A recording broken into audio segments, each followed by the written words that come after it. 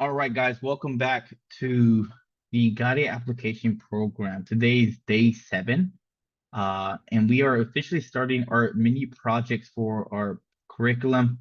We're done with any of the actual fictional lectures. Today, Thursday, and Friday will be working on the exercises and then talking through them and learn how to apply everything that we have learned up to this point in the guided application. Um, and applying it to solve our issues here, our problems, our coding challenges to be as successful as we can in our life technical assessment.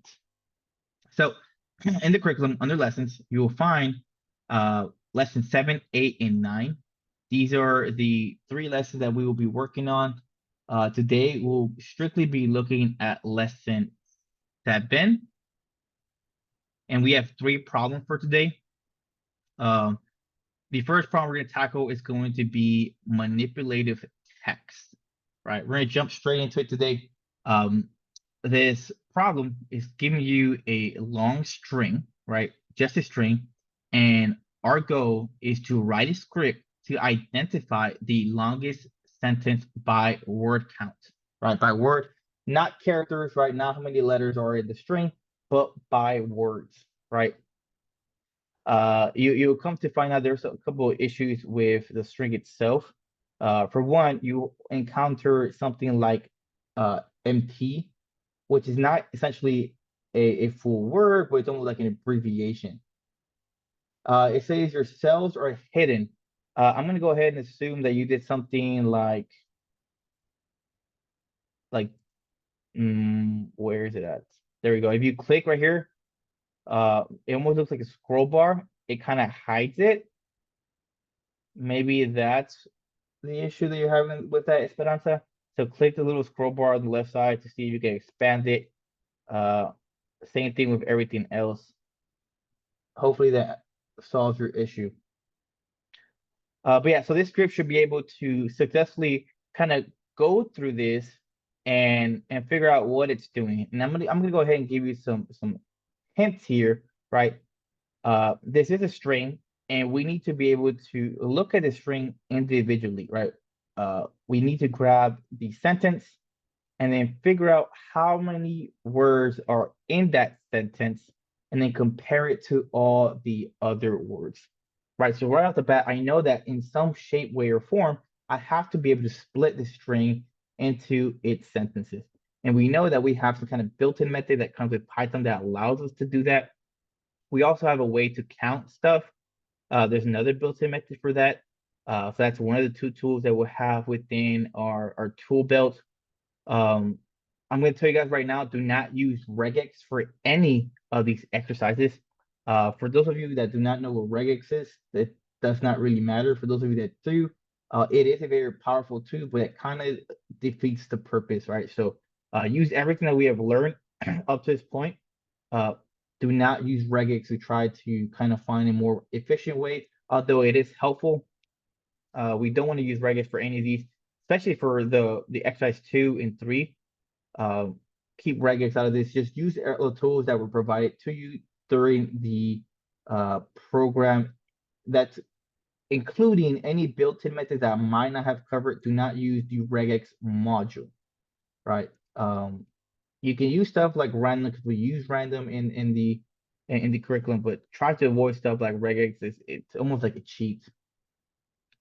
But yeah, so we want to take the string, break it apart into sentences, compare these sentences to each other, find the one with the most words, and then return that count, or essentially return the sentence, right? Not the count itself, but return the sentence that's the longest from this entire paragraph. Time is 6:05. We're gonna take until 6:25 to get this an honest try. At 6:25, we'll go ahead and resume, and then I'll walk through this, or I code along, and you guys can ask your questions. So I'm gonna go ahead and pause the recording. Give that your most honest try to the best of your ability. All right, let's talk through this problem and code along. So I see some couple messages from Morty and Nicholas. Uh, Morty. Okay, I see you just sent the message. Okay. Yeah, so although Morty, you did have some issues copying your code into your uh whatever application you're using. The biggest issue that you were going to run into in your code was the MT, right? The mount. And let's talk about it. So here we have our long list of, sentences, or essentially it's a string, right? So I'm gonna go ahead and do what I've done so far, and I want to break this up into some pseudocode, right? And figure out what exactly is happening within here and how should I tackle uh, this problem, right? So because I know it's a one long condensed string, and I want to grab every individual string, at one point I should probably split this string into sentences, right? So I want to split the string into individual sentences. Because I want to be able to count how many words are in each string. Now, once the string has been split, it will be in a list, right? So I want to iterate through the list to grab every sentence. And before we add some more pseudocode, I just want to make sure that this is doing what it's doing. So we'll say list of sentences is equal to, and actually we probably have to grab this string first. I'll call it paragraph is equal to, and then I'm going to copy and paste this string. And I'm going to add this bad boy in here. Now it's pretty long, but that's okay. But now that I got that paragraph, I can split the string into individual sentences. So I'll say list of sentences is equal to, and I'm going to grab that string paragraph, and I'm going to invoke the split method on here, right? Now, how you split it is really where the magic happens, right? If I were just to use the dot split method on this paragraph, it's not going to know how I want to split it. And if I print a list of sentences, we'll see what that returns to me. Oh, and it did split it, but we see here it nested in the heart. And let me see where the first sentence ends at sophistication. And notice that here at sophistication, that word has a period. And this is not exactly how I want to split it. This is in a bunch of words, but I want to split to get sentences. Well, basic English grammar tells me that a sentence should end with a period, right? And we see some different type of punctuation here. We see commas, um, we see apostrophes, but because I know that sentence should end with a period, I'm going to specify to the split method that I want to split it at every period, right? And now here, the first item here is it's a full join string, right? And it goes up to sophistication, which is where it ends with the period, and that whole sentence is added as one string. We then see here that the next sentence that starts with its geography was able to create a string. Notice that there is some weird functionality here where I got a space here that I might not want.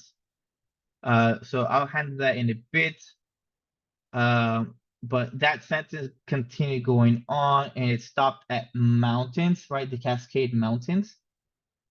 And then we got among these peaks, and we see something interesting here. We see among these peaks, comma, mount. And this is one string.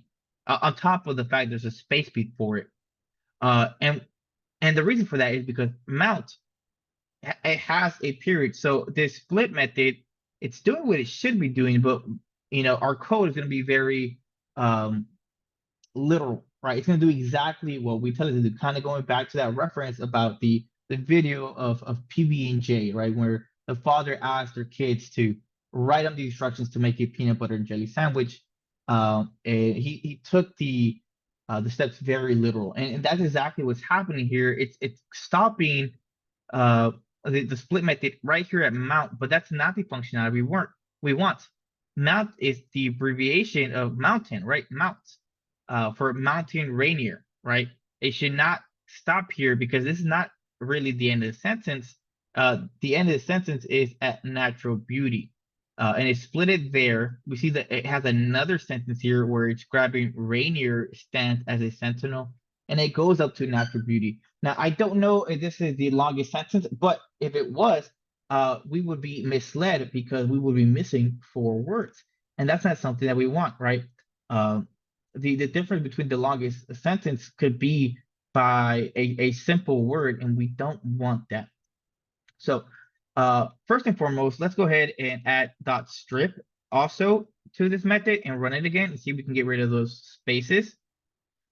And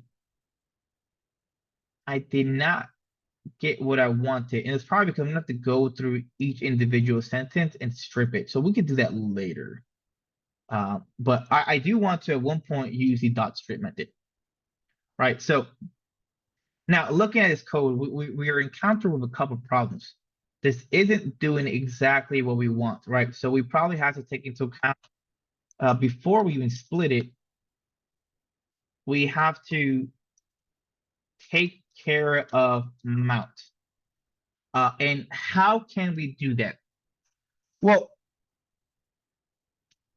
because this specific function or script only has a specific string, we can be very deliberate uh, and just change what mount is. But if this was a script that you would want to use on other emails, there might be a much more dynamic way of doing this. And we'll talk about that in a little bit. But essentially, I have to find a way to handle the word mount. How can I handle this word? Who has any ideas?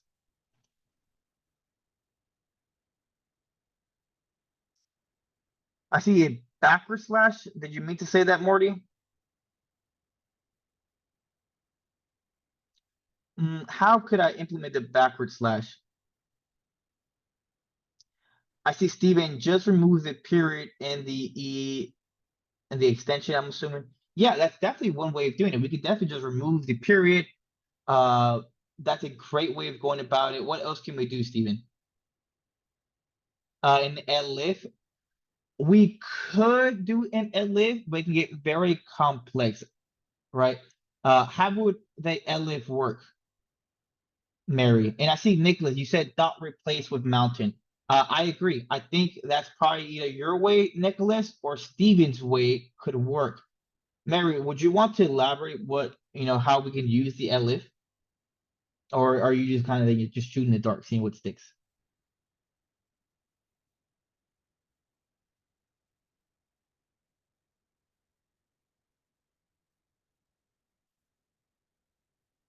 Okay. So when it comes to elif, I'm still like figuring out like how to extract like the exact like the single word from a sentence, and I am trying to figure out like if a word is less than three, something like continue. Okay. Yeah, I Mhm. see what you're getting at. Um, I can't add that logic on this line, these dot split method. I don't have this option. And as a matter of fact, we can probably check W3 schools and see a little bit more on the dot split method.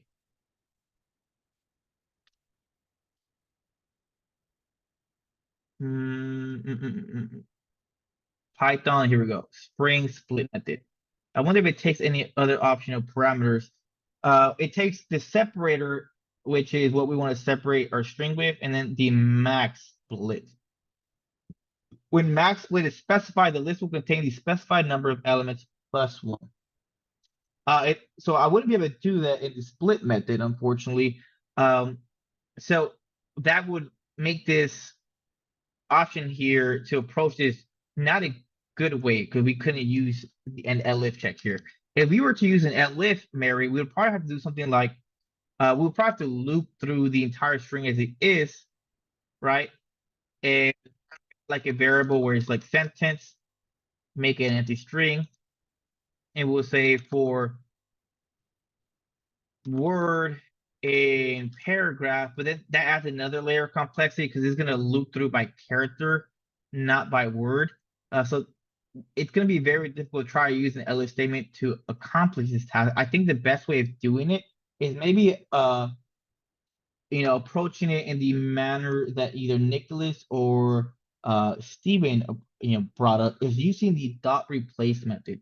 And now the dot replace method is in the curriculum, but so I'm not scouring to the curriculum.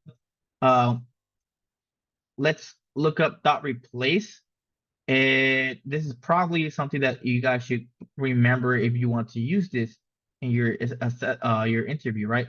The replacement that replaces a specified phrase with another specified phrase. And we see here the way that this split method or the replace method works is the first argument is the old value, and the second argument is a new value, right? And then we also have the option of count, right? And that's pretty much to see what if mount appeared multiple times throughout the paragraph? Do we want to replace every occurrence of it?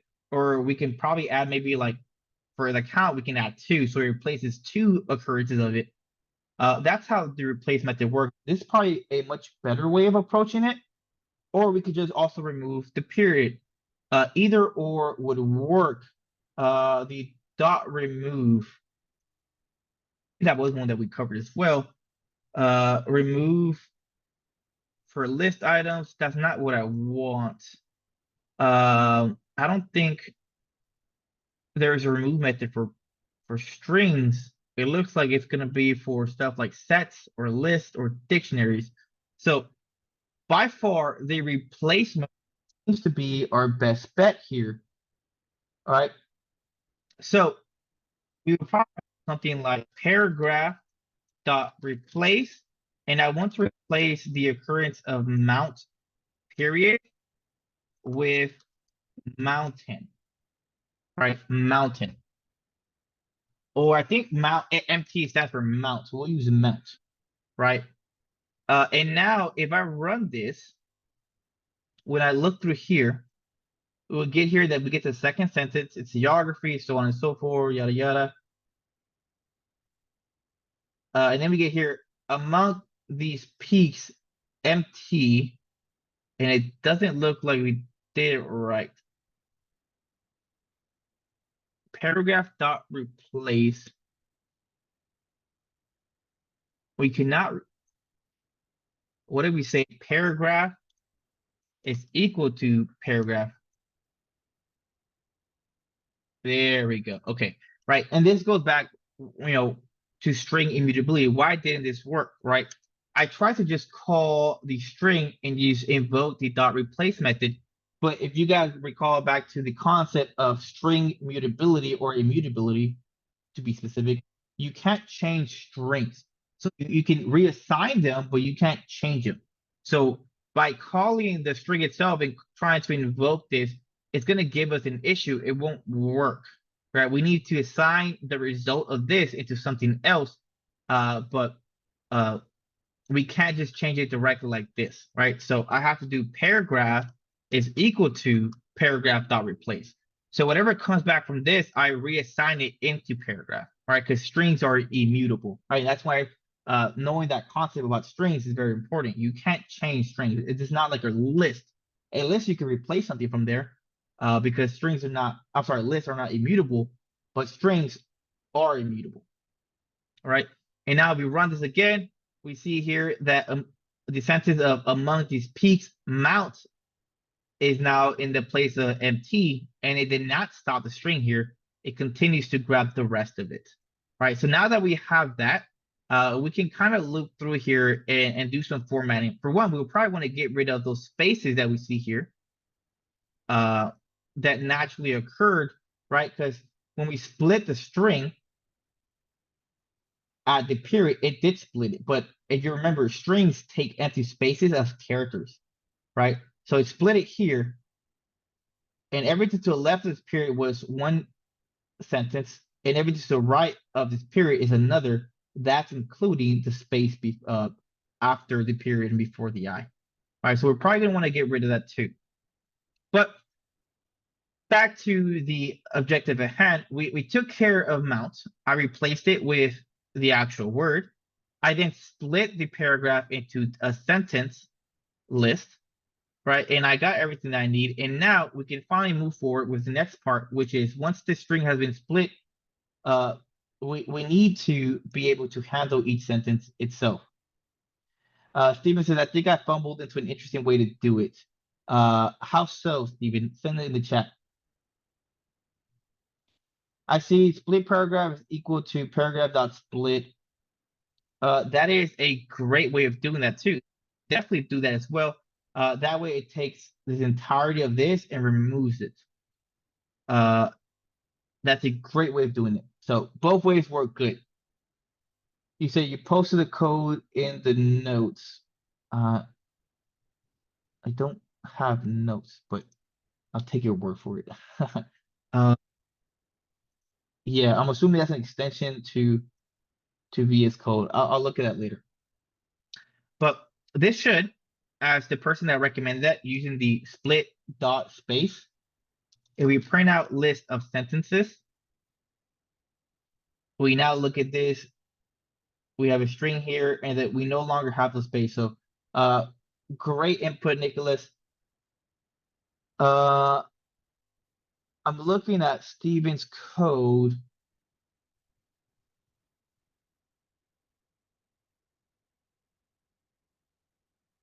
Steven, I'm not going to elaborate in your code only because if using list comprehension, which is out of scope to this class, and I don't want to confuse people. But that is an interesting way of doing it. Good job. But just for the sake of not confusing people, because it is out of scope, that's more of a FOP, Foundation Programming course thing. And I didn't teach it. I don't want to confuse the rest. But back to this. So we have the list of strings. Now we want to go through the list of strings and figure out which is the longest. So I'm going to say for sentence in list of sentences. And just to make sure it's doing what I wanted to do, I'm going to go ahead and print out this sentence. It's always better just to see what every line of code is doing. And we see here that it does that successfully. We see the first, second, third, and so on for of like all the sentences. And now I'm able to iterate through all these sentences. The important part next is to probably check the length of the sentence and keep a count of the longest sentence, right? Let's create a variable somewhere. We don't want to create the variable in here because every time that it'll reinstate the variable to 0 or whatever it was when we were declaring it. So you want to declare your variables outside of the for loop. So we'll say max sentence count, right, is equal to 0. Or we can even just do an empty string, but we'll do 0 for now. And now that we have something that we can keep track of the count, we can say if the length of our sentence is greater than max sentence count, then we want to update what that is the length of this sentence, right? Because we now have a new long sentence to keep track of. And maybe have another variable where it's like the longest sentence is equal to an empty string. And the reason why I declare another variable is so when I encounter the longest sentence, what I'm going to do is I'm going to update that variable of longest sentence to be the sentence that I'm currently working on. Right? Once again, to reiterate, we create a variable that's going to allow me to compare the longest sentence that I have encountered throughout my for loop, right? Because when this for loop runs, I will be working with the first sentence, and I have yet to encounter the longest sentence. It's gonna pass the first time, right? The first sentence will always be the longest because my max sentence count is currently set to 0, right? So it's gonna check the length of that sentence, and it's going to compare it to what my count is, which is 0, and it's going to pass, right? So it's going to get the length of this, which a wild guess, probably like 15 words. And I'm going to set the new max sentence count to that 15, right? The length of that sentence, right? So this would being something like 15, right? Giving me a new max sentence count. And because I've encountered a new max sentence count, I'm going to update what my current longest sentence is, right? I'm doing this variable to keep track of what is my longest sentence. So the next time this runs, it's going to check this sentence, right? Which we can already see visually, it looks significantly longer. It's probably going to have more words. Let's say hypothetically it has 25 words, right? It's going to check what our max sentence count is, which will be somewhere around 15. And it's going to pass. So it's going to update this counter, and then we're going to update the current longest sentence that we have, right? It's going to get rid of the old one and add the new one. And we're going to keep doing this until we find the longest sentence, right? We're essentially going to loop through the entire list of sentences, find the longest one, and save it. By the time this for loop is done, the longest sentence within this list will be saved within the variable, and all I have to do is print longest sentence, right? And if I run this, let's get rid of this print statement that's making this look crazy. We see here that the longest sentence I got was beyond its scenic landscape. Let me also print out the count.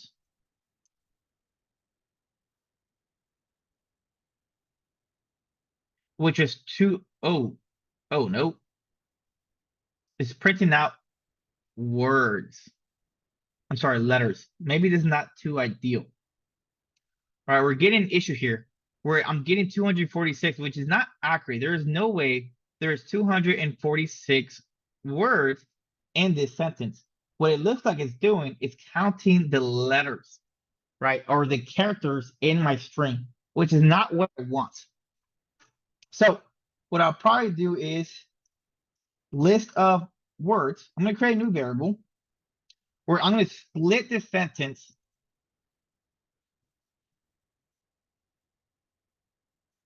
at every space, right?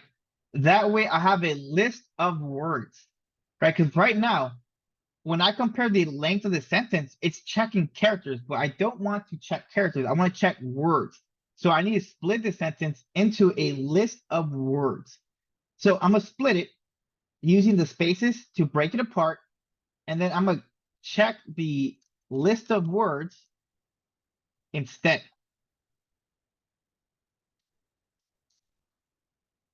There we go.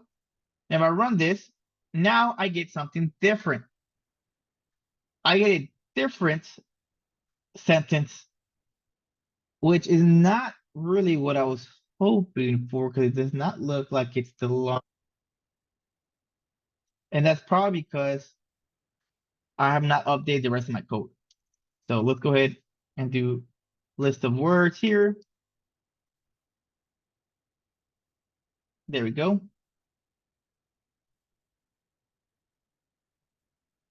Now we're getting something a little bit more realistic. Um, when I was setting the max sentence count, I was still setting it to the length of sentences, which was not accurate. I had an update that I was comparing the list of words, right? So let's break it apart. We start the for loop, and then we split our sentence into words to get the word count instead of the character count, right? Then check the length of the list of words, and we keep a count of the longest sentence and max word count, right? Maybe update my naming convention as well, so it's not confusing.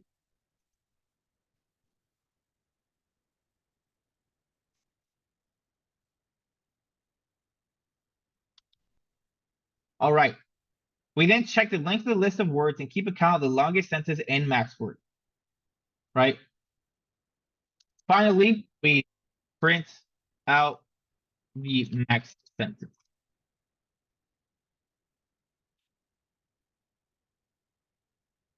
Do I have any questions at how this was achieved?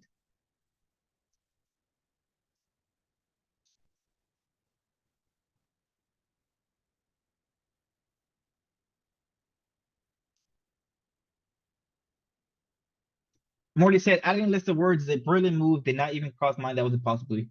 Yeah, definitely take advantage of using these variables. You know, when working with your challenges, you're going to encounter times where you have to like see how many times something appears or stuff like that. So creating a counter variable is always a great move to keep track of what your code is doing. So max word count, longest sentence to keep track of what the longest sentence we had. These are all great tips for resolving your coding challenges, right? Especially when you have to keep track of something. Yeah, I get it here from Mary. Going back to the code of replacing mount with mountain, right? You have paragraph dot replace mount and mount. Uh,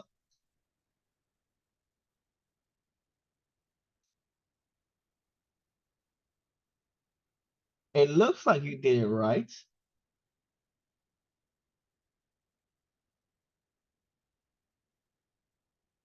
Want to share your code real quick, Mary? Are you able to share code? This is a good learning among those peaks mount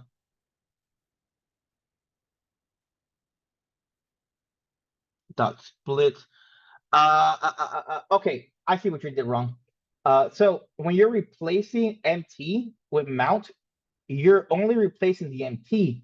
What you don't have in that line of code is the period, right? And that's honestly the real issue is the fact that we're trying to split a paragraph by the period. So you have to get rid of that period, right? So yeah, replace MT period with mount. I see Esperanza. I tried the simplest thing first I could think of, which was max my set, and the paragraph was the set. Uh,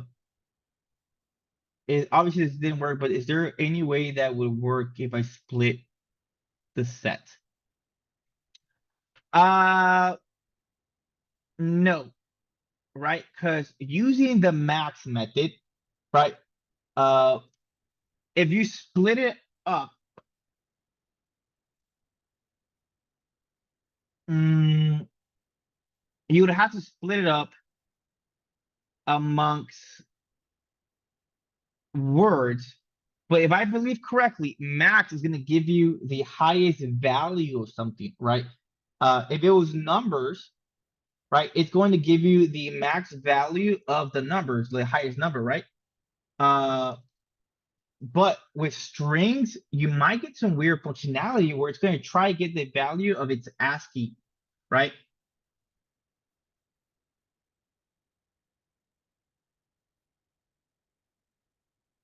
Here we have return the name with the highest value ordered alphabetically, right? We have 3 strings.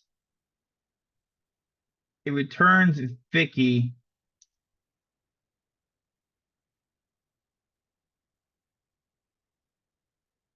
Right? But notice when both of these are the same length, right? Both of these are 5 characters long, it still returns Vicky, right? And probably the reason for that is because K and a V have a higher ASCII value, right? This goes back to what I told you guys about that every character in your computer has a number that it's assigned to, right? For example, the capital A, the number it's assigned to is the 65, right? Letter D is 68. Lowercase have their own values that they share with, right? Which is right here, the decimal right here. Ignore the HX and OCT.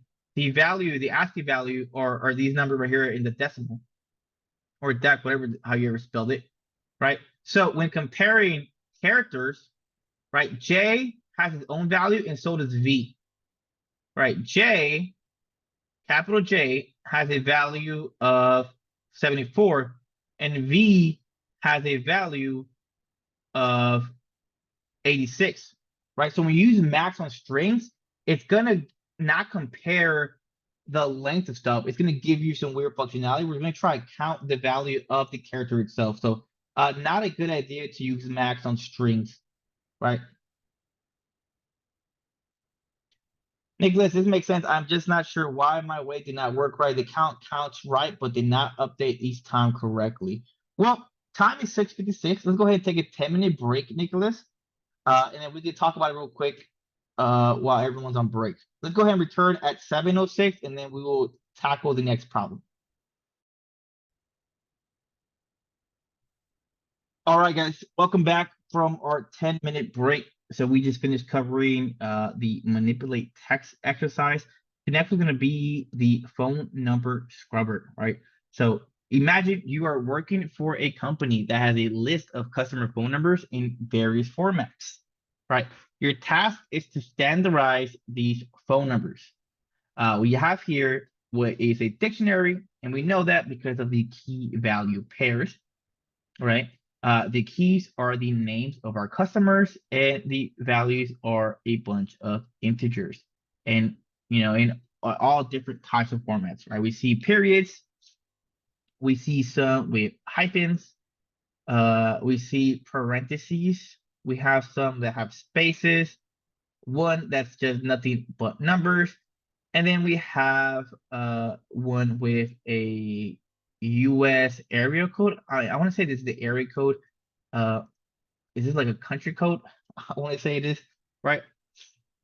They're all pretty much the same number if you look at it. It's 1, 2, 3, all the way to 0, right? They're all the exact same. It's just that they're formatted a little bit differently.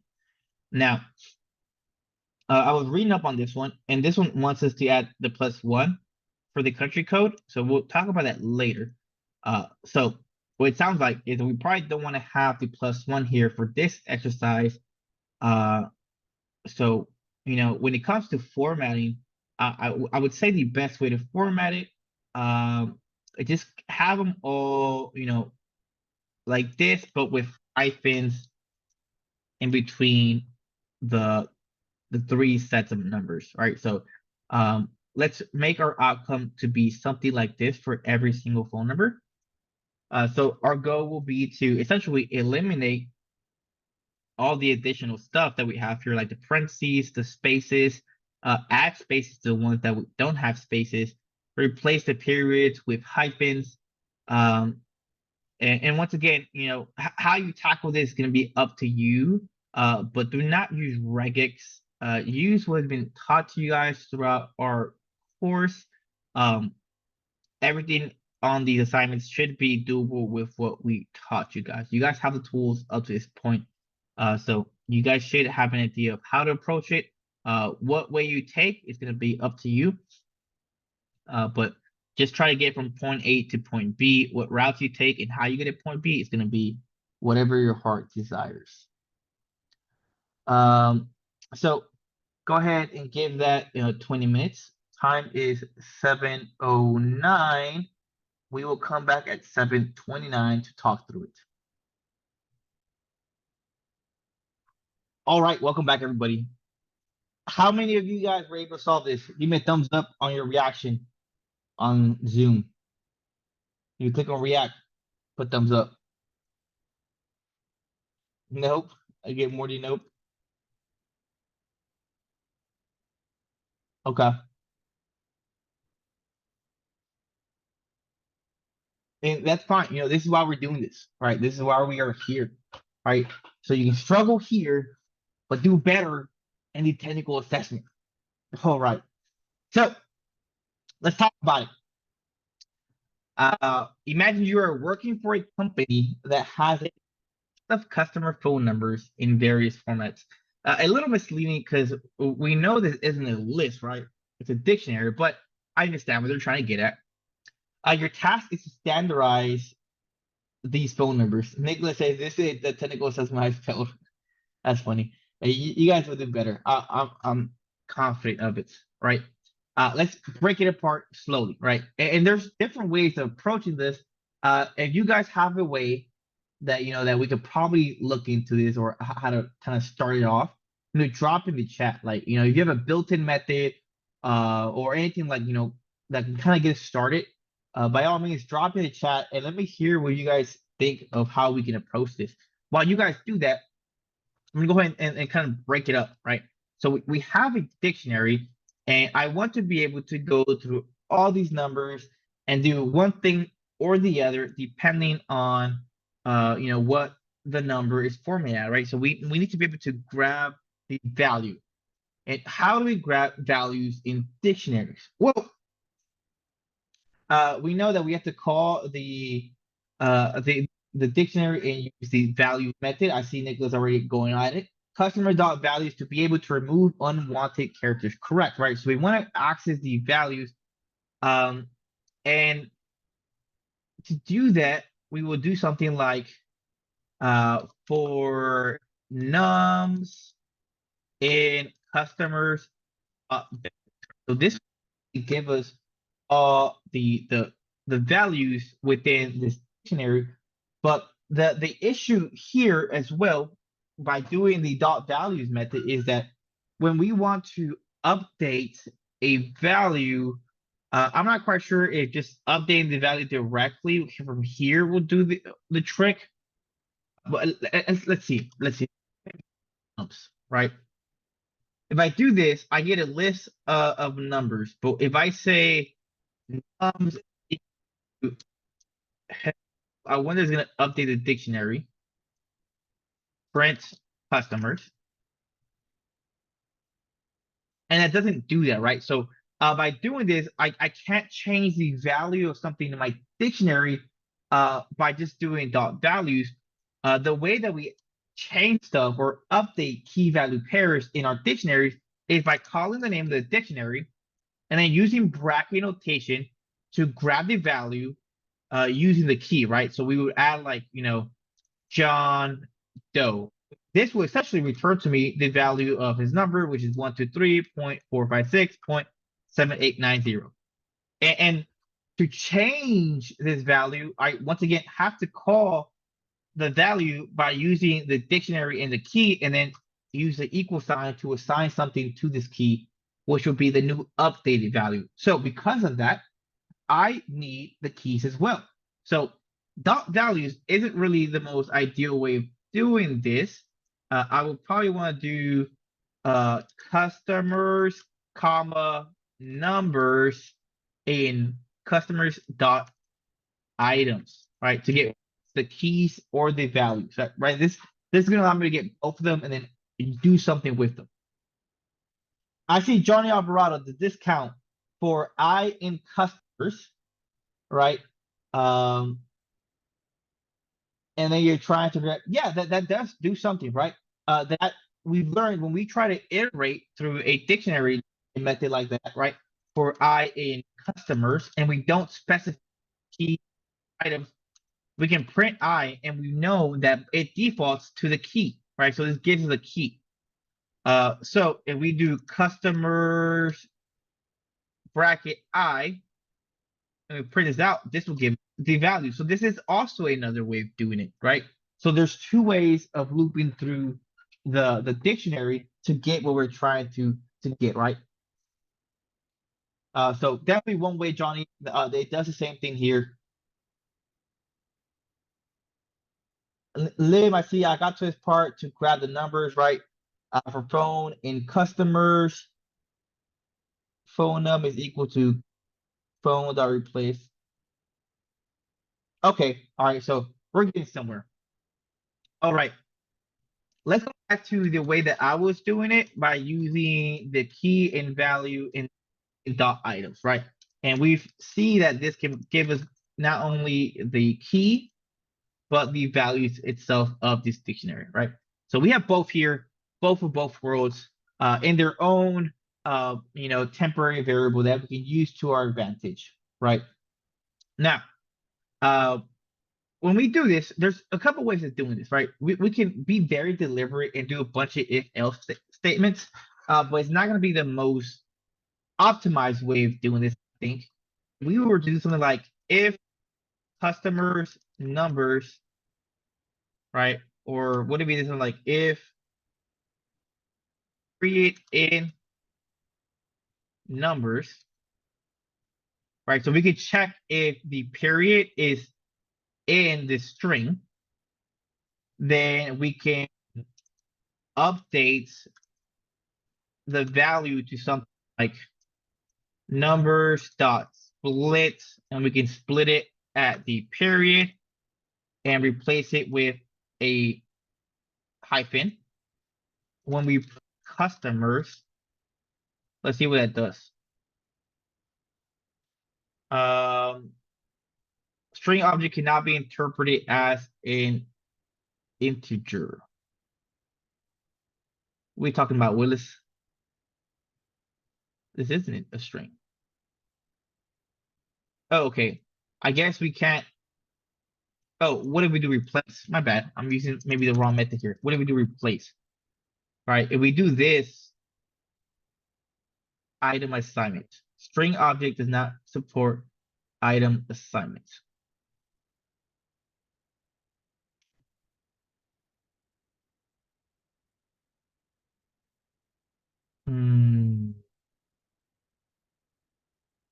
We did replace earlier though, and I didn't get an issue.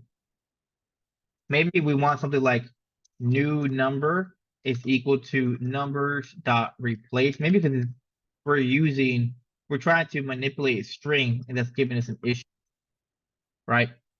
Maybe we have to create a new variable that's going to have the formatted number string, and then we assign that as the value.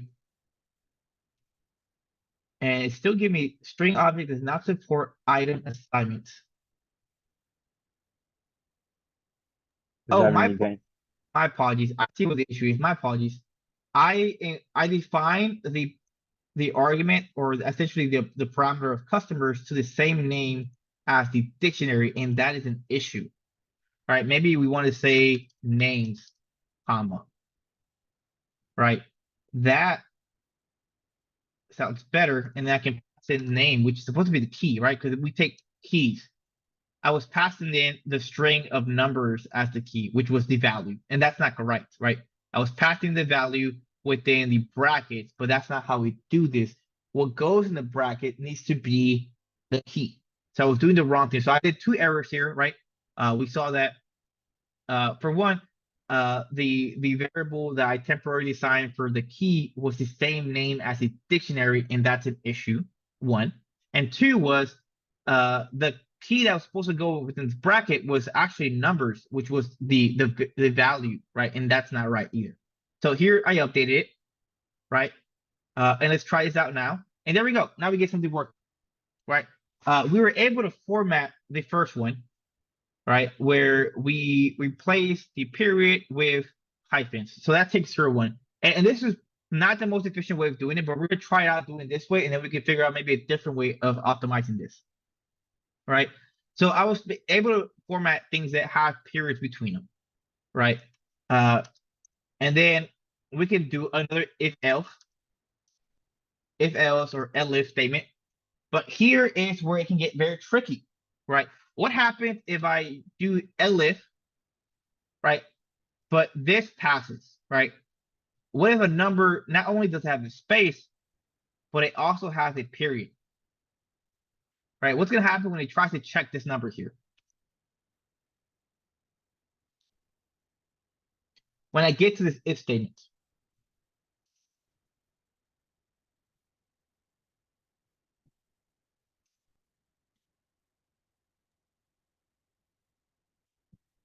it will stop there. Absolutely, Mary, right? It's gonna pass this if statement, and it's not gonna get to an elif, right?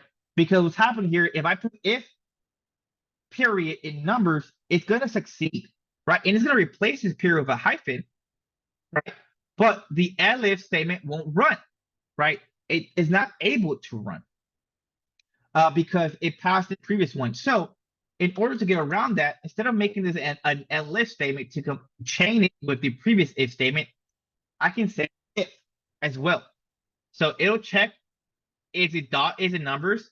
Once this run, there's no elif statement. It's another if statement.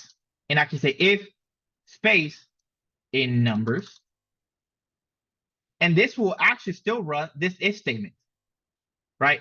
Because the if does not care if another if passed. The elif does, right? The elif is it's goes hand in hand with if statements, and the elif will only run if the other ifs didn't, right? That's what else if, right? If this doesn't work, we'll otherwise do the elif, right? But the if works differently, right? So because this is an if and not an elif, it'll still run this one. So we can say new number is equal to numbers dot replace, and we can replace the spaces with a hyphen and say customers names equals to new number. And let's see how this is working. Right. We fixed the first one before I run this. We fixed the first one. We're trying to grab other ones like these that have spaces. Let's see if it formats it. And it does, right? It was able to grab the first one. This ran. There was no elif. We went straight into another if statement. And if it had spaces, and notice that it formatted. Right. So this is another way of doing it. But it's not the most optimized, right? Going back to what I said. It would be a bunch of if statements, but let's continue adding on to this just to see how it works. Right. So we took care of that one, but notice that we also have like the plus one at the start of it, so we might want to get rid of that, right? And here is where it can get very complex, where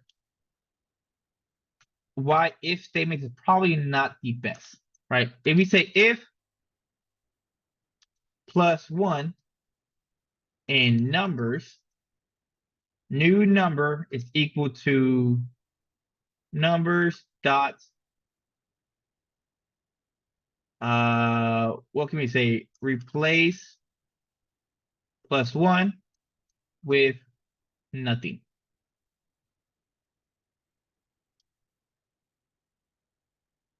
And I believe this was in my previous line as well, which I just forgot. There we go. And it formats it, right? But there's a space here, which is not really what I want, right? So maybe let's check this first, right?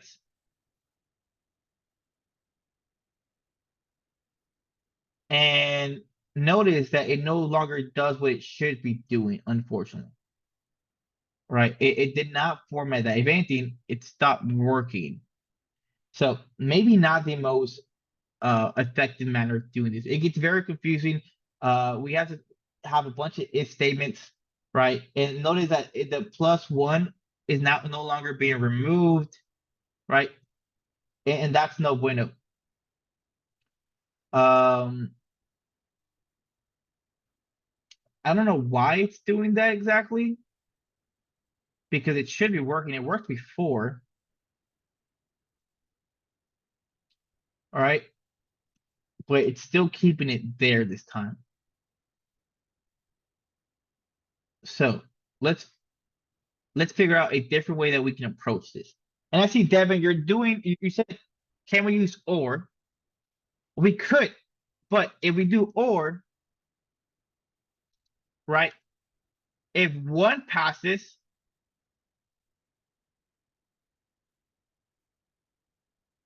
what would or do? It's gonna try to do the exact same thing as what it was originally supposed to do. Let's try to do dot strip plus one. We're getting an issue here with the or. Yeah, the dot strip seems to not want to work either. And it's very confusing because it's supposed to work. Maybe it's a Jupyter Notebooks thing. Maybe if I make a new file, let's make a new file so we can try this out without Jupyter Notebooks being Jupyter Notebooks. And it looks like it's still not trying to do that, right? It's still not removing that plus one. If I do a design replace here, plus one with an empty string, it's still not doing it. What if we do numbers and we grab everything from index 2 and forward? Will this run? It's not doing what it should be doing, right? So it gets very confusing when we start working with all these if statements. So maybe not do it this way, right? Let's go ahead and remove this. Not very efficient. Very redundant. A bunch of if statements is not pretty. So let's try something out. So we have this. We have the values. What we can also do is use another method to our advantage, which I believe we can do here, and it's called the if digit method. I want to say it was one of the first things that we talked about.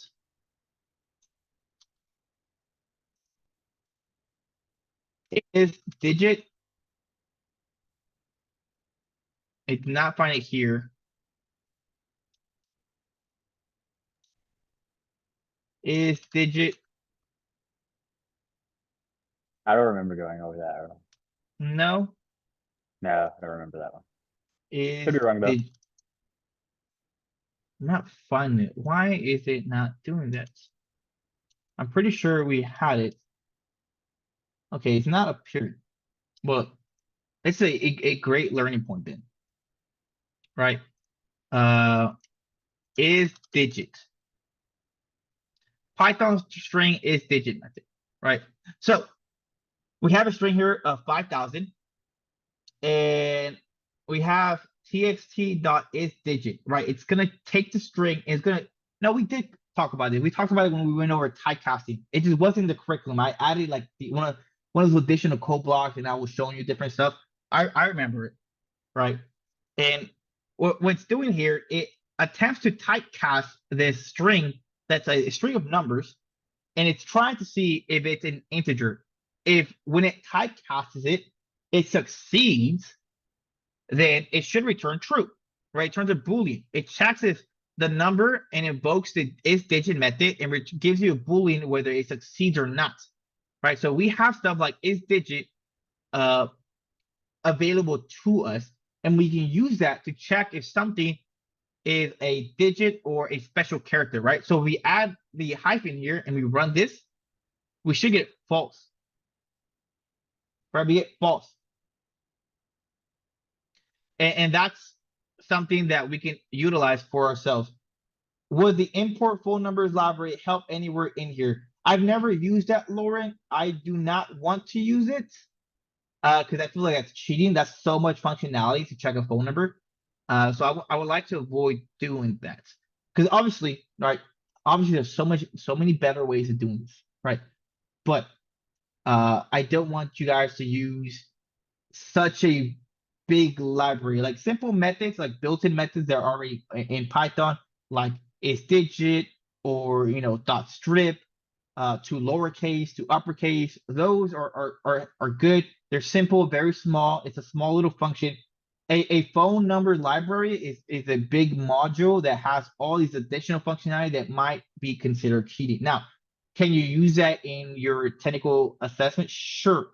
I want to show you how to do it without it. And then you can leverage all these additional other tools to find a way to reach the same outcome. All right, so I can't find it here, but I'm almost like 99% sure we covered it. So let's use that to our advantage. Let's go ahead and check if the number is a digit. If numbers dot is digit, right? Print this is a number. And this is honestly going to return false because all of these have special characters except Jake White. This actually might pass. We might get one true back.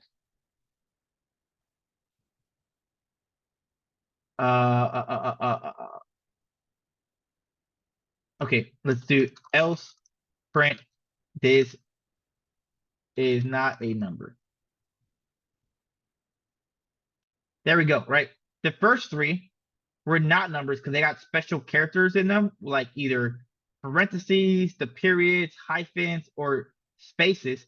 But notice the fourth one came back as a number, right? So we were able to check because there's no special characters in here. It did succeed, right? It interpreted it as like a million, billion, trillion. I don't know what's after trillion, but it interpreted as a very big number, right? So we can use this to our advantage, right? We can loop through the individual string and check if the character that we're currently iterating through is a number or if it's a special character. And if it's a number, we can create a new variable, right? That we can use to ensure we get rid of all this extra stuff. So let's go ahead and create that. We'll call it new clean number is equal to an empty string. And then what we're going to do here,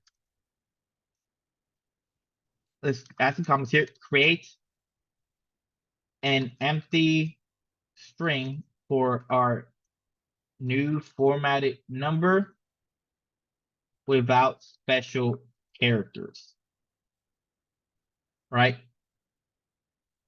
And then afterwards, we're going to do a nested for loop, create another for loop to iterate through the string of the number.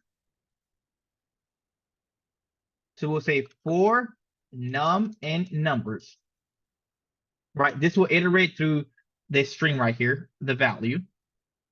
And then after we start iterating through it, we're going to check if the number is a digit or not. If it is, add it to our new clean number variable, right? So we'll say if num dot is digit, which is going to return a Boolean, right? It's doing a Boolean check here. If it's checking, it's going to be if it's true or false, right?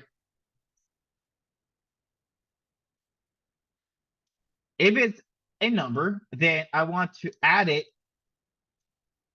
to my new variable, right?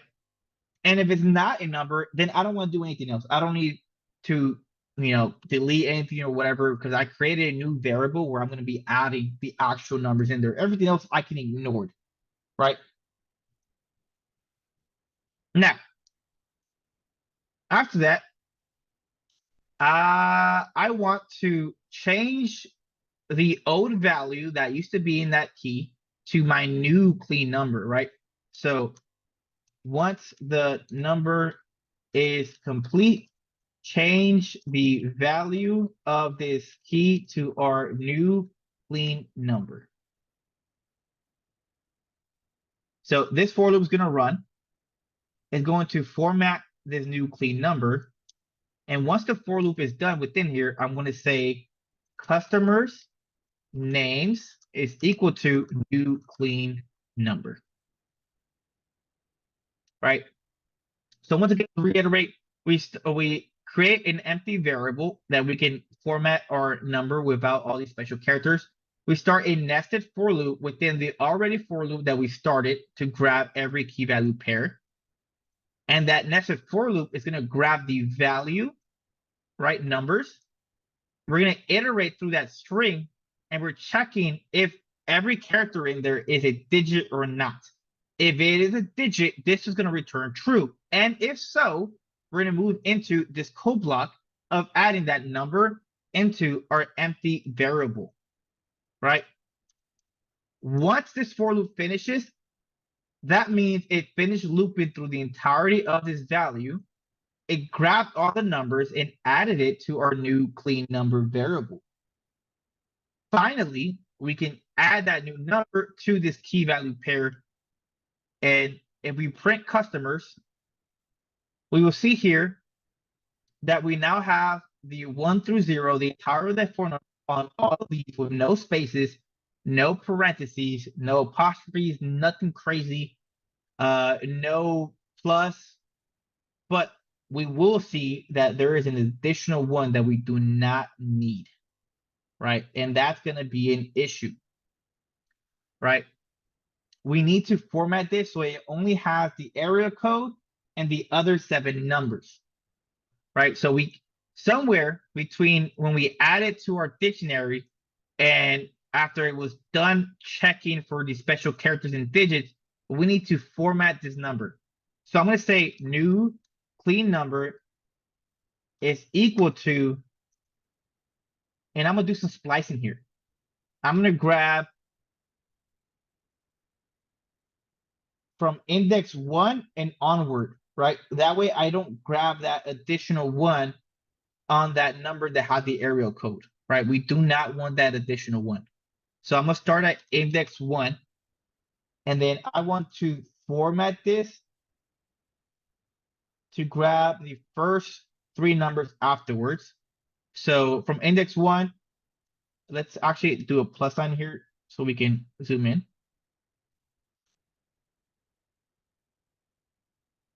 Right? This is a number right here that had the area code for the country code. My apologies. That 1 right here. We want to grab everything else afterward and then just have that. So I need to start at index 1, right? And then I want to grab up to the 3. So that goes up to index 2, index 3.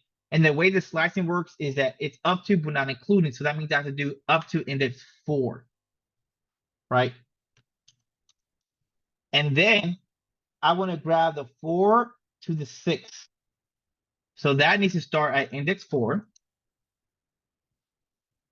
And to grab up to the number 6 is index 5, index 6. But once again, up to but not including. So I need to do up to index 7.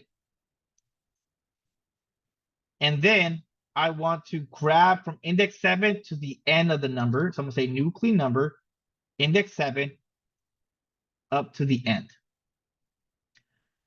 Now, I also need to add hyphens in here, right? So add a hyphen in here to separate these.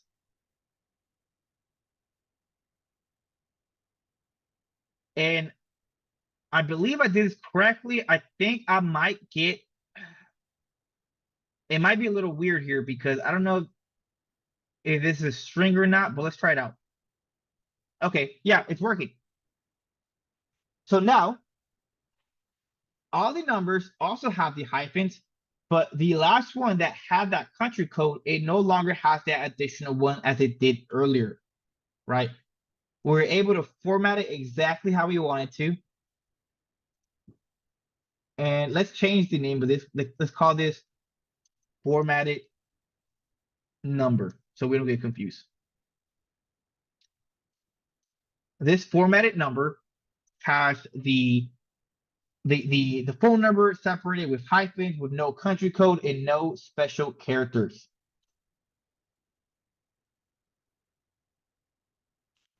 Nicholas is asking, will the plus equal add the numbers together since they are digits? Technically, they are digits, right?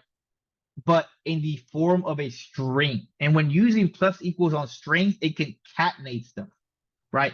If we typecasted these to integers, then it would do addition, right? But because the data type it is in the form of a string, it won't do addition. It's going to do a concatenation. Does that make sense, Nicholas? Right on. Does anybody have any questions on how I achieved this result?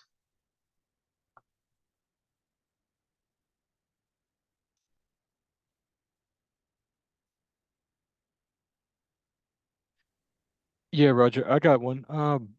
What what part of the code cleans it? Like strips, for lack of a better word, strips the special characters from them. Is that the first four or Right. So we create an empty variable called new clean number, right? It's just not there's nothing here. It's a string, right? We did make a string. We it's instantiated as a string, but it's an empty string. There's nothing in here, right? We then loop through the value, which is the phone number, right, of this dictionary. And this is grabbing every single character in this value, right? It's gonna grab 1, 2, 3. It's even gonna grab the periods. It'll grab parentheses, right? We're looping through every character in this string. And when we have that character, we check if it's a digit by using the isDigit method. This is gonna return true or false, right? If it grabs a parentheses or a period or the plus sign, it's gonna return false. So it won't run into this code, right? But if it returns true, that means the character it's currently looping through is an actual number, right? And we can see this right here. We can print out print num. Let's say print num dot is digit, right?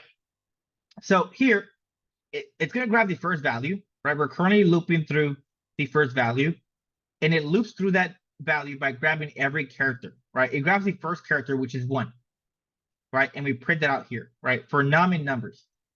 And you see here, it prints 1. And then when we check if it's digit,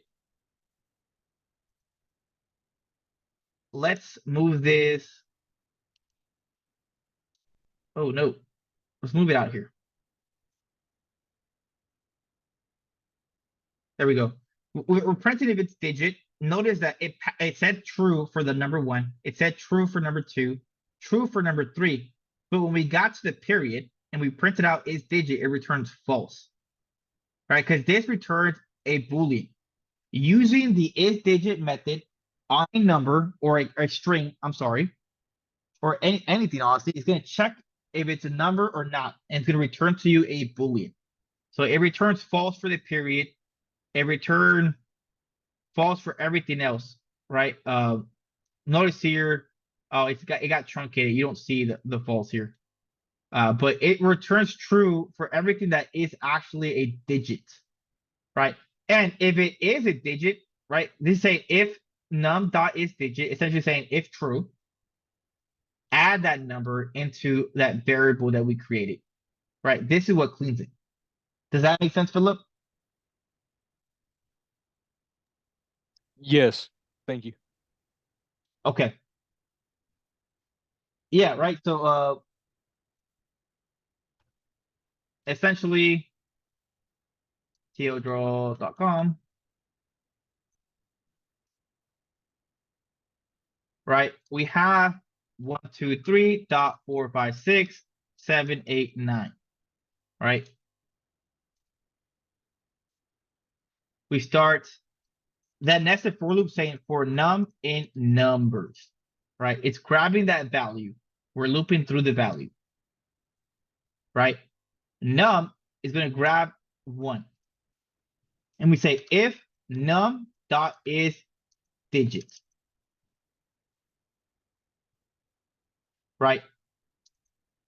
Num dot is digit returns a Boolean, right? So essentially, what's going to take the spot of this is going to be either true or false.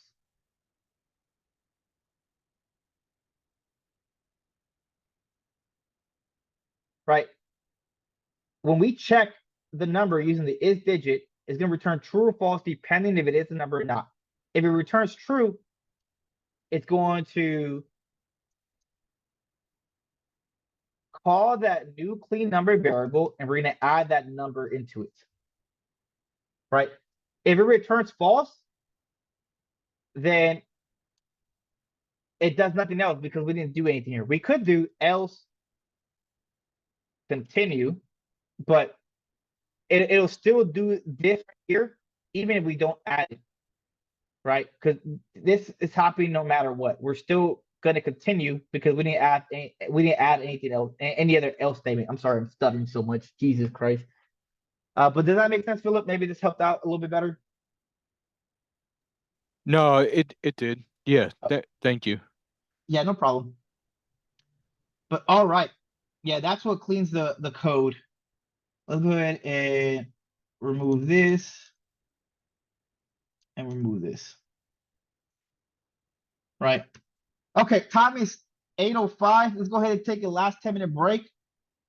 And then we're gonna tackle the next one and then call it a night.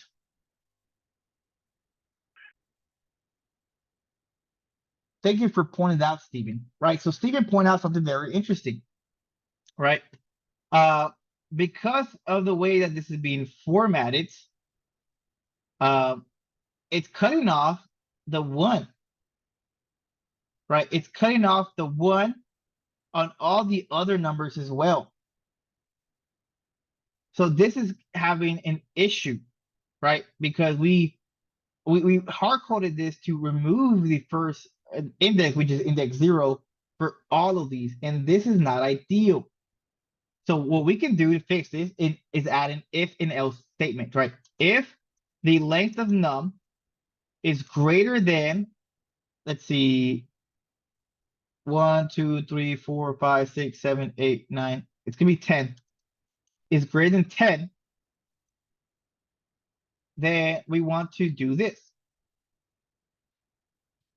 Else,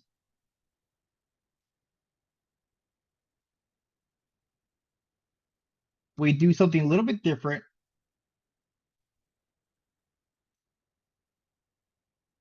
And we have to kind of fix these a little bit. And let's see if this works now.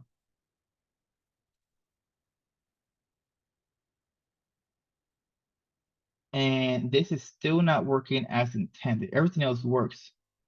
If the length of, oh my bad, number.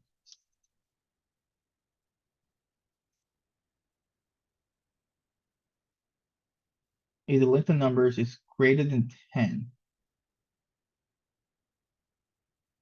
Or new clean number, my bad. I think I'm using the wrong variable here. New clean number. There we go. Thank you for pointing out, Stephen. That's a great catch that I missed myself, right? We were getting an issue because this was being ran on all of them, whether they had the additional one or not. And that's not what we wanted, right? Because some of them don't have that additional one. So the indexes were going to be a little bit different because of the lack of that additional number. So we wanted to check if it's greater than 10 or not. If so, do one or the other. Does that help, Stephen?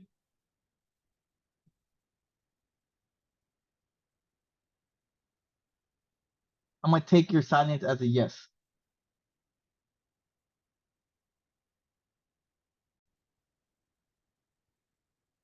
All right, let's go ahead and finish off today strong with our last exercise. We'll take 15 minutes for this one to ensure we have enough time to talk over the next one. Write a function that checks if all the phone numbers, well, I don't believe I'm sharing actually. Yeah, we're gonna write a function that checks if all the phone numbers in the below dictionary are United States numbers, right? So country code +1. If a number is not, that customer should be moved to a new dictionary called foreign customers, right? So we're going to have to create a new dictionary. A number with no country code is assumed to be in the United States if the phone number is 10 digits. So we're probably also going to want to check the length of this phone number to ensure that it's, a US number, right? Additionally, the United States number should be formatted as, and we see here the dashes. So just like we did before, so if needed, try to use this approach to get something very similar to this, which is why I don't think we need that much time this time. So give it a try. We'll come back at 8:22.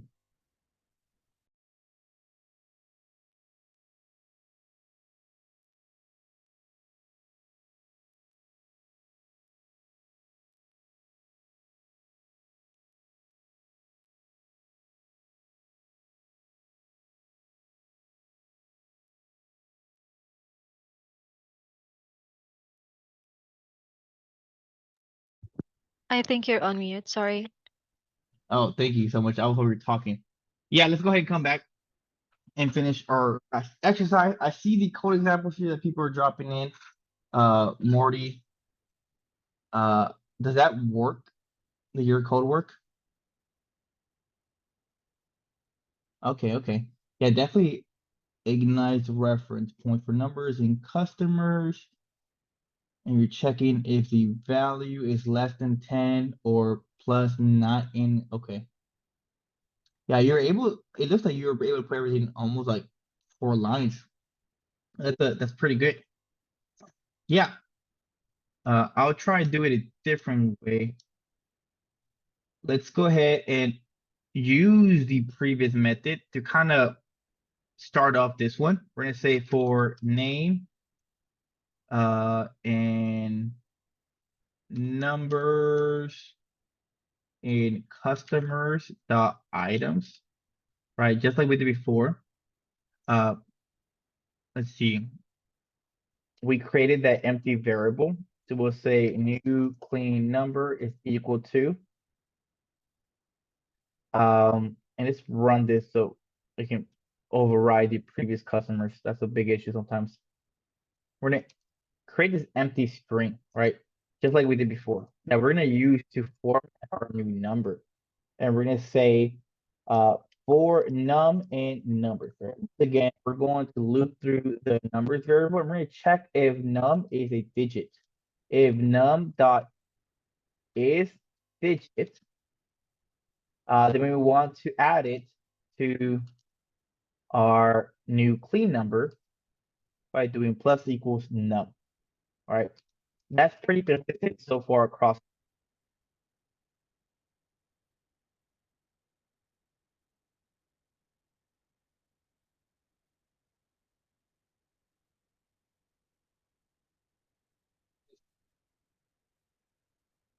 Oh, okay, I think it's good. Am I receiving audio? Can I get like a thumbs up or a yes? Sorry, my mic is really weird sometimes. You're good. We can hear you. Okay, awesome. All right, so we added a new clean number, but one thing I forgot here is after we loop through it, we should probably add it to our customers dictionary again. So we'll say customers. I'm gonna call the key and I'm gonna assign it the new clean number. And now we can see some feedback here, right? We're getting some stuff here. But it's not exactly how we want it. One, because there are some numbers that have a weird area code here. They're not +1. We want to check if they are length 10th or 10 or lower, or specifically 10. We want to check the length of 10, and if they are, that means they're US numbers, right? If they're the length of 11, right, and it starts with 1, that would tell us that it's a US number, but we want to kind of get this format here, very similar to what we encountered on the last example where we had a number with 11 characters. And one of them was the country code, right? So we have to take that into account. So let's check that one first. Let's see if they have the 1, right? And if so, and if they are also the length of 11, that means there are American numbers. So we'll say if new clean number dot starts with, all right, and we can pass in the 1 here because it no longer has those special characters like the plus.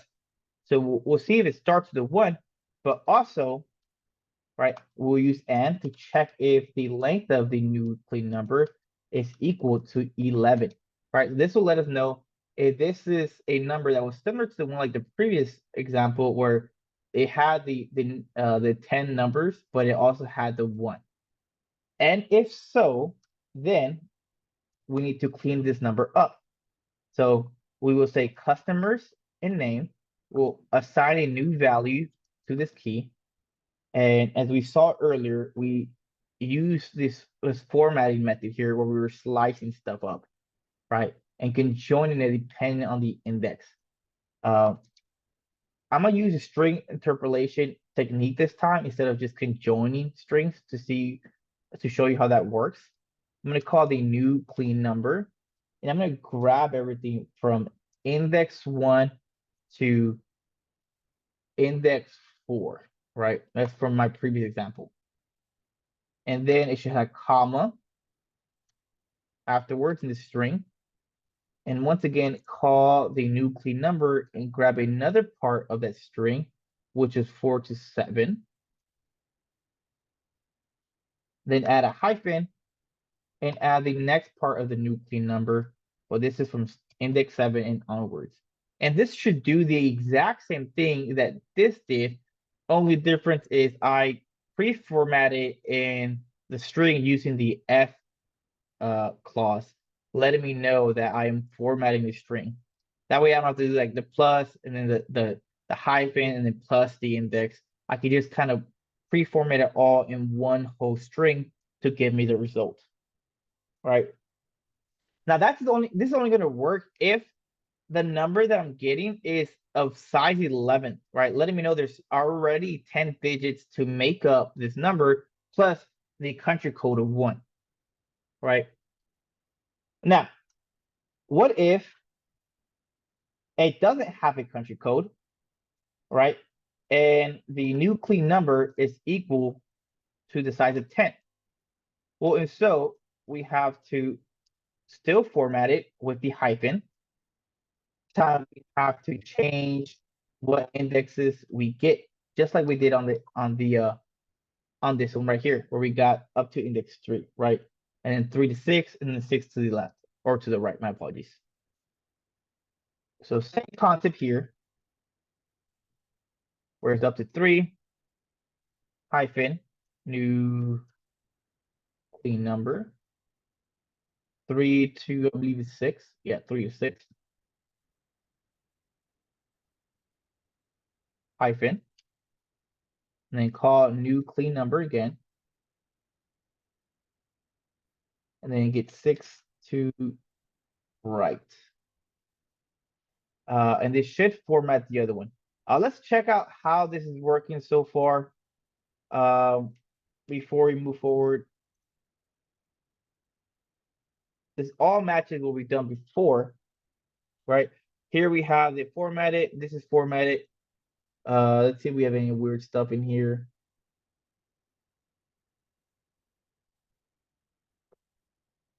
Everything seems to be good. But then we get this one right here, Megan James, and we get some weird number here, right?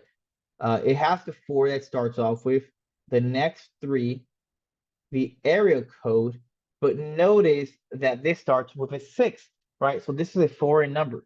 So if it doesn't start with 1 and it's the size of 11, or if it's not the size of 10, more than likely everything else is going to be a foreign number, right? It's going to have some weird size of numbers, or it's going to have a different country code. Let's see if we can get another example here. Here's another one.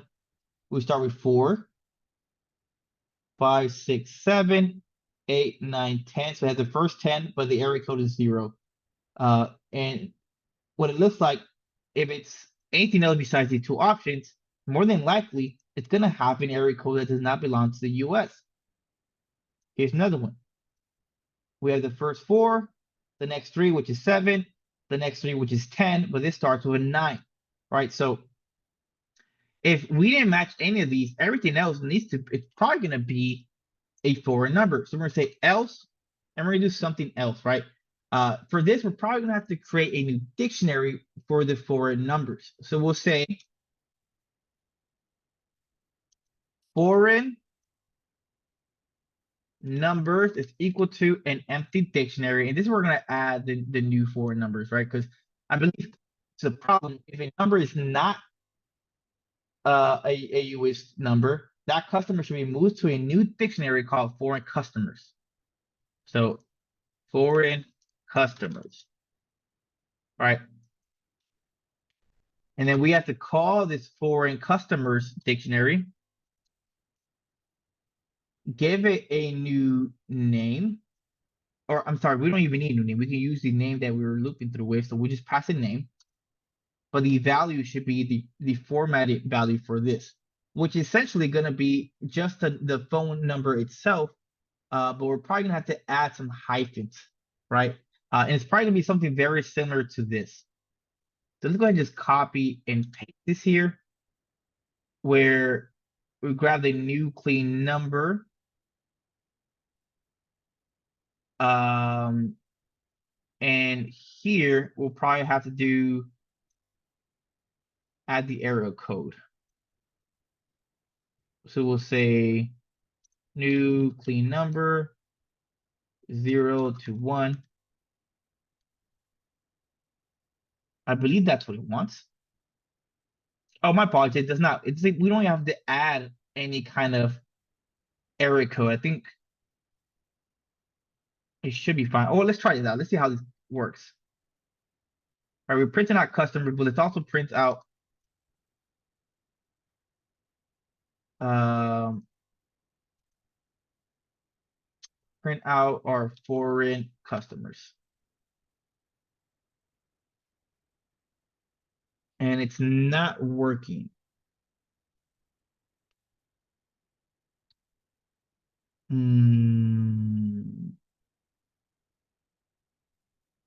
Why is it not working?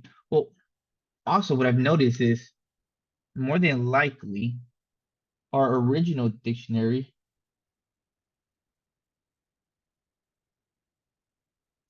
it still has the foreign numbers. So we probably want to create a new dictionary where we say US customers. And then instead of adding it to the customers dictionary, we're going to add it to US customers, US customers. And then we want to print out US customers.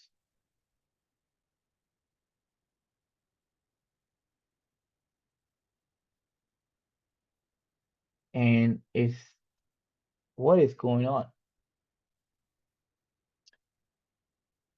Let me move this to here. I don't know if it's Jupyter Notebooks being Jupyter Notebooks or it's my code. Okay, let's copy this.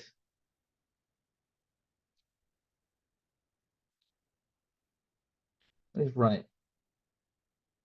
Okay, it is my code. My code's that. Okay.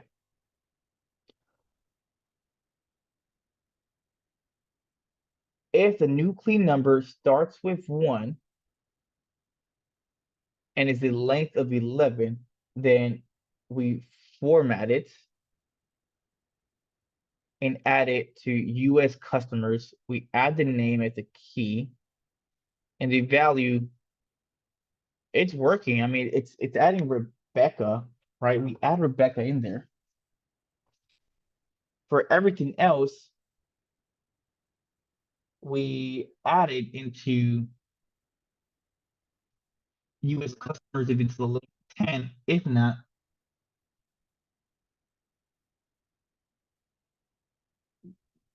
do you need to remove any instance of +1 and then check that there are 10 digits in the number?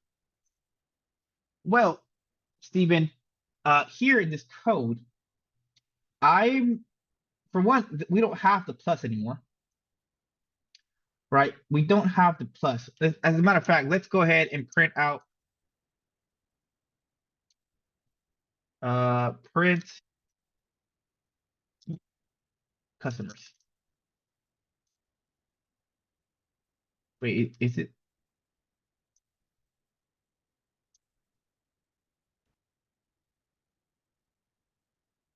let's remove this. Let's print out customers. Right, the way that this is right now, it's working, right? We don't have no pluses, right? No plus ones. It's working as it should. We do have plus sevens. Right, we have plus sevens. We have plus threes. And actually, that's not good either. Because they should have gotten rid of all that stuff. Right? Am I printing it somewhere else by accident? No, this should be working as intended because we see some of these are good, but there's other ones that we have plus 3 in a space, which is not doing what it should be doing, right? Because if this works, let's get rid of this. Let me clear out my terminal and run this again.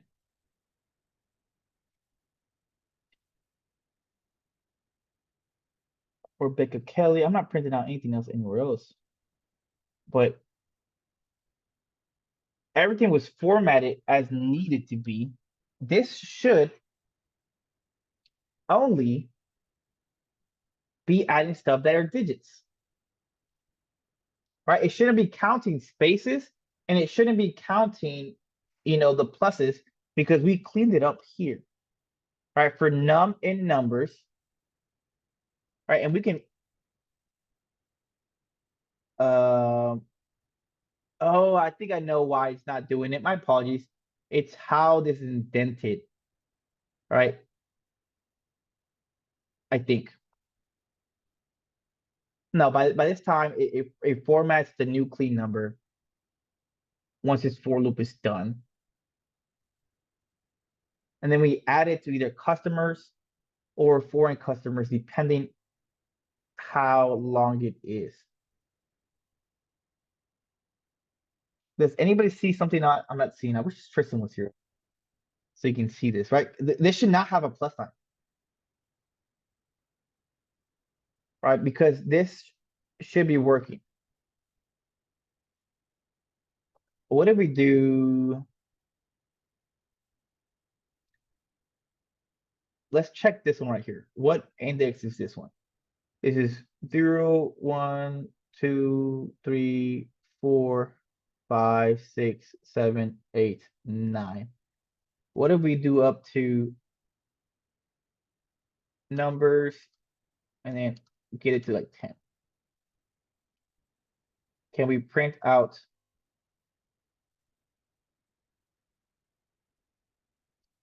print new clean number? Let's add some print statements and see how this is working.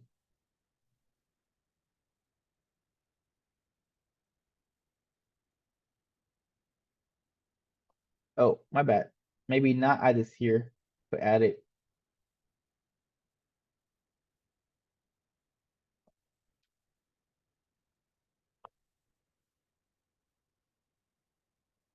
For customers, can I do, I don't know, does it work?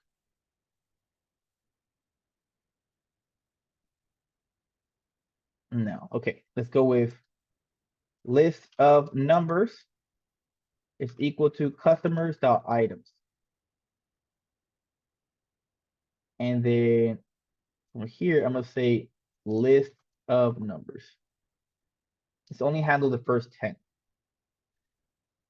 Stick object is not subscriptable. Oh, why are you doing this to me?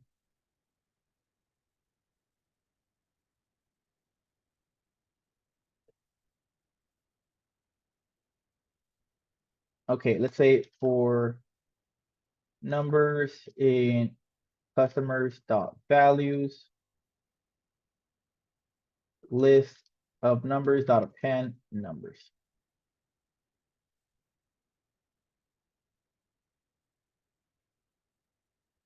And then let's move this over here. What I'm trying to do right now, guys, I'm trying to grab the first 10 numbers. That way we can see what the heck is going on. Maybe it's better if I use.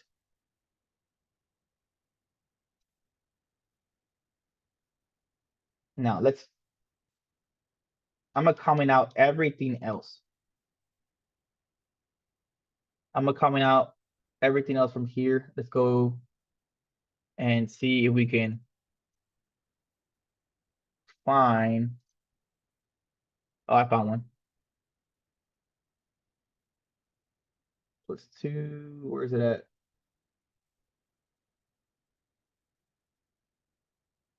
Right here, Megan James. I'm gonna add.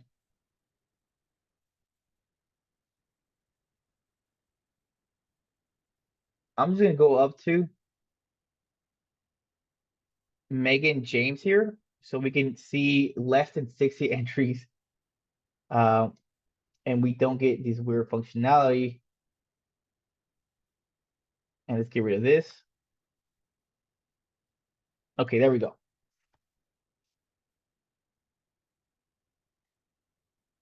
Won't is digit check only the first character in the string. It is doing a for loop, right? So we're looping through the number, right? And then after we loop through that number, we grab an individual character, right? And we check if it's digit. And if so, then we add it to the new clean number. And we see it's working. Look at it here. It's doing what it should be doing. Even with the weird number at the end that has a +6, right? Notice that it took out the plus sign and it took all the spaces out. So I know it's working for some of these, but for some of the other ones, it's not doing as intended, and that is very, very concerning of why it's doing that. All right, I know this for num in numbers is working. I am confident in it, but some of them is not doing what it should be doing. Because we saw it before on the other example, but here it doesn't want to do it. And I don't understand why.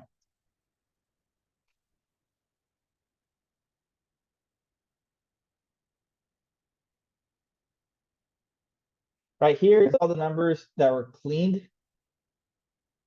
I can see that all my numbers are clean. There is no plus signs. No plus signs, no spaces. Whenever it loops through to work on a number, it is cleaned.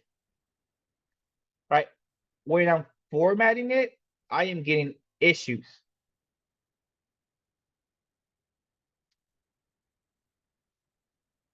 And that is a problem.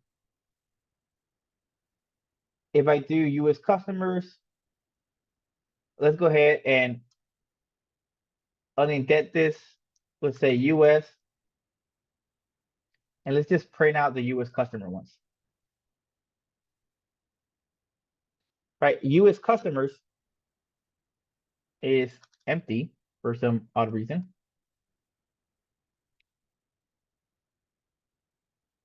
Right, only one of them is being added.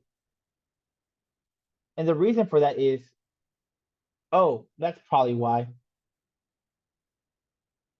Oh no, it's not. Right, let's look at these numbers, right? We have this one right here. We're gonna check if it starts with 1. Right? If it starts with 1 and it's the length of 11, we have to format it in this manner. Well, it doesn't start with 1, so it's gonna go to this elif statement. And it's the length of 10, right? So 0, 1, 2, 3, 4, 5, 6, 7, 8, 9. Maybe I counted that wrong. 1, 2, 3, 4, 5, 6, 7, 8, 9, 10. All right. If it's a length of 10, then we're going to format it as such. Where we get the new clean number, we grab up to index 3 and add it in there. We add the hyphen. We grab new clean number and add it from 3 to 6. And then same thing with the other one. And we're supposed to be saving it inside the US customers with the name and the value.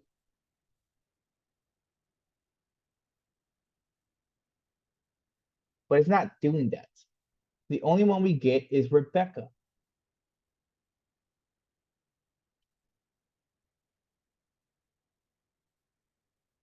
And that's why I'm so confused. But check it out, guys. Time is 8:57. I don't want to take any more of your time. We're gonna go ahead and revisit this the first 5-10 minutes of class, and I'll tell you what exactly happened in this code. If you guys are able to solve this, let me know what solution you guys came up with. But let's say in the event that you guys are in your technical assessment, right? And you are in a situation like this, very similar.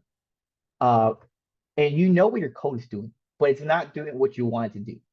As long as you guys are able to intelligently explain what your code is doing and why you're doing it, that is all that is important.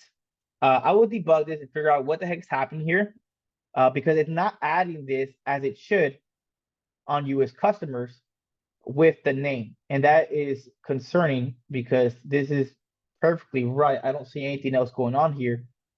And it's not working. But you guys can explain logically why you did the code that you did, the method that you use, and it's formatted in the manner that you did. That is all that you need to prove that you have an idea of what is happening, right? Bugs like this are very common, and you should not feel like, worried if in the interview you find yourself in a spot like this where like, my code's not working, or I couldn't even solve the solution, right? As long as you were able to get something on your screen and you're explaining why you're doing it the way that you're doing it, then that's all that we are looking for. Tomorrow, for the first 5 minutes, we'll talk about what happened here, and then we will explain how I fixed it. But besides that, I have nothing else for you. Time is 59. I don't want to keep you guys here any longer than you have to. So I'm going to go ahead and stop the recording.